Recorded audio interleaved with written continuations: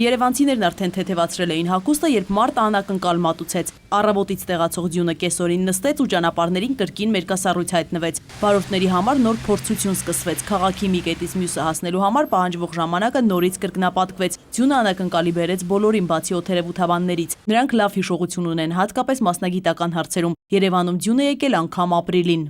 Այժմ հանրապետության տարածքը գտնվում է հյուսիս-արևմտյան համեմատաբար ցուրտ օդային հոսանքների ազդեցության տակ, ողջ հանրապետությունում դիտվում է ձյուն, եւ այս ձյունը կպահպանվի, կշարունակվի մինչեւ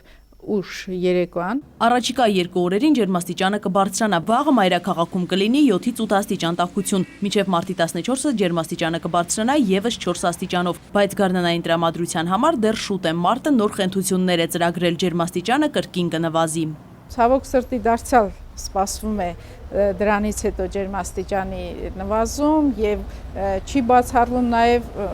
նույնիսկ ձյուն ամսի 16-ին, 15-ին տեղումներ են սպասվում։ Մարտի 15-ին եւ 16-ին կլինի քամուշ գնացում ճանապարհների սառցակալում։ Հովտային շրջաններում տեղումների քանակը կհասնի 5-ի, Լեռնայինում 7 մմ։ Ոչ միայն այսօր, այլև մարտի առաջին 10 օրերը հիմնականում ցուրտ են եղել։ Ջերմաստիճանը նորմայից ցածր է եղել 5 աստիճանով։ Առանձին օրեր եղել են իհարկե ավելի քիչ կամ նորմայի սահմաններում, նույնիսկ նորմայից բարձր, բայց ընդհանուր առմամբ ջերմաստիճանը նորմայից ցածր է։ Ժողովրդական հավատալիքը, թե ցուրտ ձմռանը շոկ ամառ է հաջորդում, օթերևութաբանների համար օրինաչափություն չէ։ Եթե ամառն է շոկ է, ձմեռը ցուրտ պիտի լինի ու այսպես պիտի շարունակվեր ցուրտ ձմեռներին հաջորդեին շոկ ամառները, ու հետո այդ շոկ ամառներին ցուրտ ձմեռները, ու մենք միանշանակ ունենայինք ցուրտ ձմեռներ ու շոկ ամառներ, բայց այդպես չի։ Ինչպիսի կլինի 2012-ի ամառը, պարզ կլինի մարտի վերջին։ Այն ժամանակ էլ կհրապարակեն սեզոնային կանխատեսումները։